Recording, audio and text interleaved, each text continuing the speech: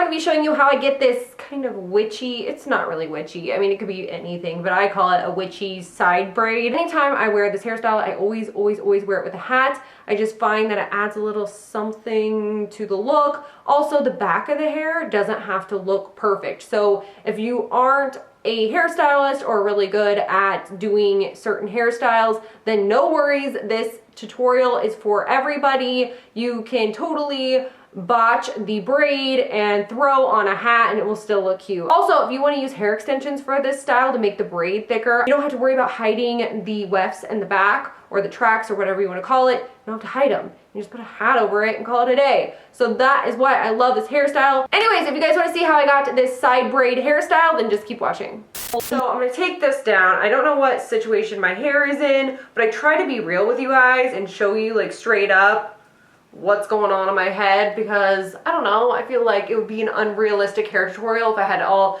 shiny and beautiful and curled. Here we go. All right, so now that my hair is down, I'm gonna go ahead and brush it out because it looks straight up like something's probably living in there, but whatever, that's besides the point. I'm gonna brush this out using a tangle teaser with a lot of hair in it. This is kind of embarrassing. What am I doing?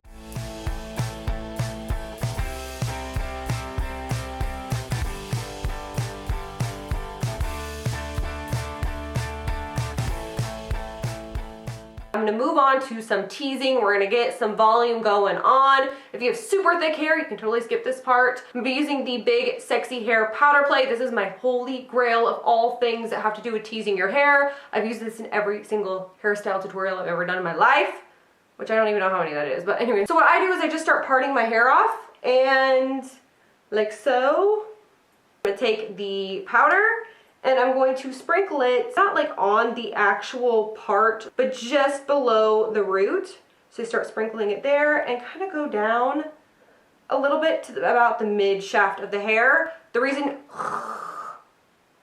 you want the product all the way through the hair, so when you go in with your teasing comb or back comb or whatever you want to call it, it'll have something to grip onto. And then I make sure I blend it in so you just don't have this white ass powder on your hair. So anyways, then I just take that section, I just put the powder on and I start teasing it. I prefer the teasing brushes over the combs because I actually find it easier to brush out later. I feel like it gives it more of a fluffy kind of teasing situation rather than a super packed in one like some of the combs give. So I'm just gonna go in like so and tease it.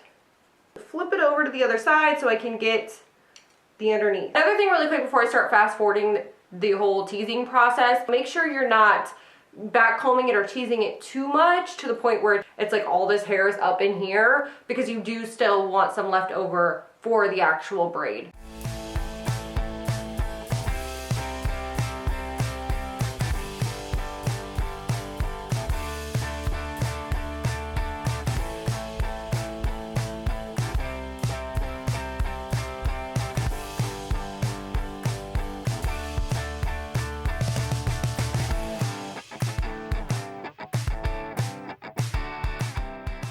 Take my tangle teaser and very lightly, I'm not going to press too much into the hair because we don't want to brush all of that back combing out, so I'm just going to start brushing.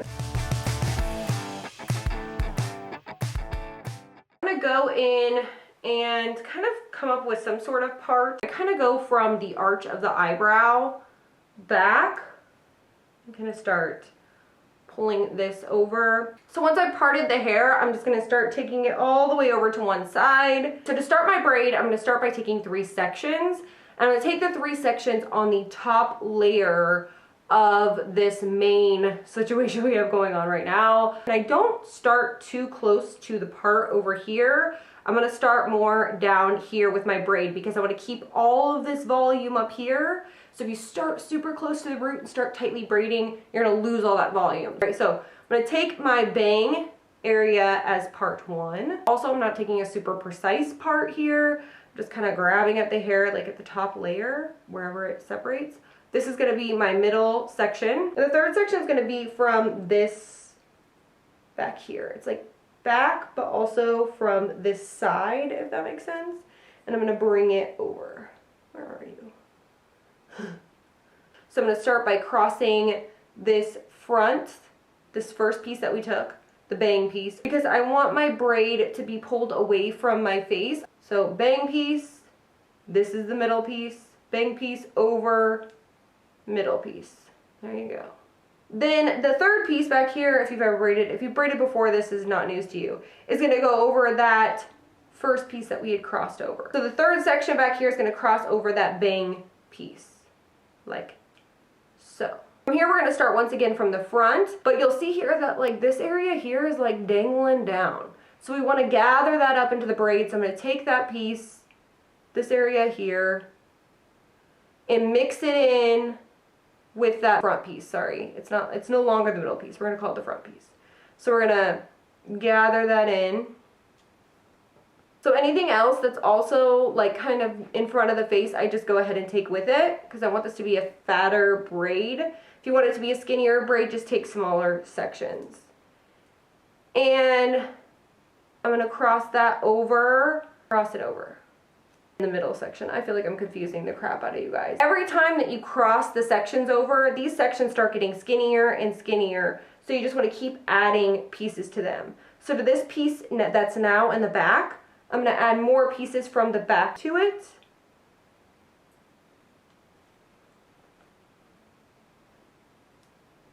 And cross it over the middle. Everything crosses over the middle, if that makes sense.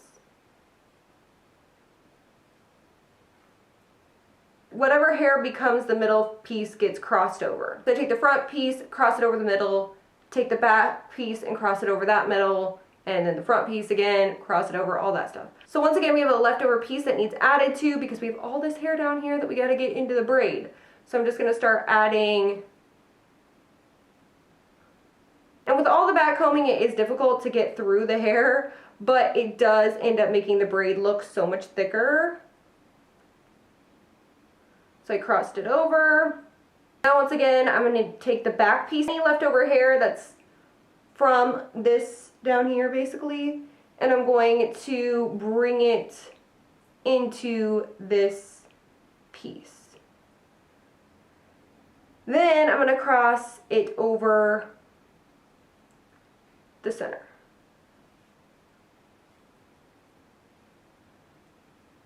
So now this piece is in front. I'm going to cross this over the center. Then this is left over, like down here.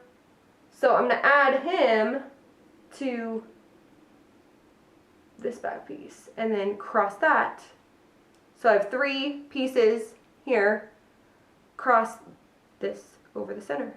Now that all of the hair is into the braid, I'm just going to continue crossing each side over the center piece. I hope I'm describing this okay. So this over the center. Now this over the center. Now this over the center. This over the center. And then all the way down. Alright, and since my hair is super layered, I end up having a pretty long end, but I don't let it I'm just going to take a little clear hair tie and tie it to the bottom, or wrap it around the bottom of the braid. So at this point it's looking super tight, so we're going to start loosening it up. I'm going to start off first by loosening up, I don't know, what am I going to do first? I think I'm going to do this side. I'm going to start loosening up. And I just kind of start pulling, not too harshly, but you just want to kind of tug at it to get that volume going. And then I'm going to pull out my little kind of baby hairs and kind of bring it over. Then on this side, same thing, kind of start tugging at it. Like I said, don't pull too hard because you don't want to pull this out. Also with the bang area.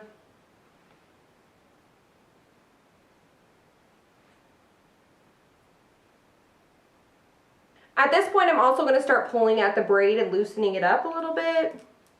This will make my braid look way thicker, and this is hopefully where your back combing kind of comes into play, because it'll kind of fluff right up.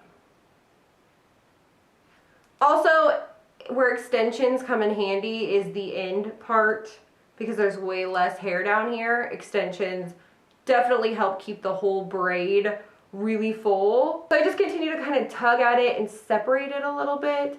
So you kind of get that like Pinterest type of braid look, if that makes sense. I'm going to do a little hairspray action. I'm going to use the EVERRR Ghost hairspray. Do I have a bunch of crap all over me?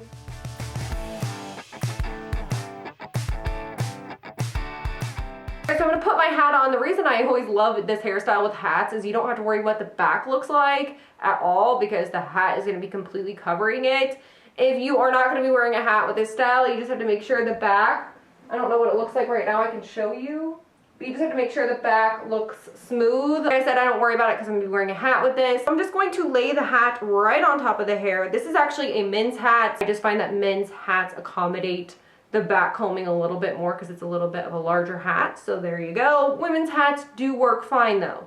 You just put it on and work your hair around it. But sometimes it compromises a little bit of the volume, so that's why I like men's hats. So once we have our hat on, we are done. This is the final look. I hope you guys enjoyed this hair tutorial. If you did, you can give it a thumbs up. Say hey girl, hey down in the comments box because you know I love talking to you. Anyways, thank you guys so much for watching, and I will see you guys next time.